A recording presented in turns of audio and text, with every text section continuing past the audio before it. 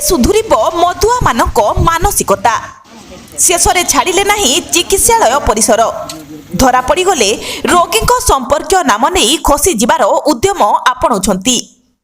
एभली घटना घटी अनुगुल जिला मुख्य चिकित्सालय जड़े मदुआ उत्पात होउथिबारु अनुगुल पुलिस मदुआ को अटक रखिछि। सूचना अनुसार जिला मुख्य चिकित्सालय जड़े महिला डाक्तर रोगी पाई अन्य एक वार्ड को बाहरी जिबा बेले मेडिकल भितरे रास्ता अवरोध करी दुई जण जुक्तितर्क हेउथिले।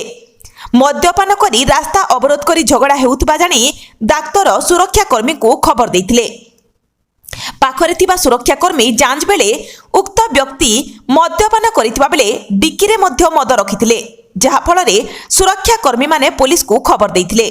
खबर पाई पुलिस पहुंची मदुआ को थाना रे अटक रखिछि। जिला प्रशासन एवं अबकारी विभाग पक्षरु निशा निवारण सचेतनता करा जाउथबा बेले जिला मुख्य चिकित्सालय रे मदुआंक उत्पात विभिन्न महल रे निंदा करा जाइछि।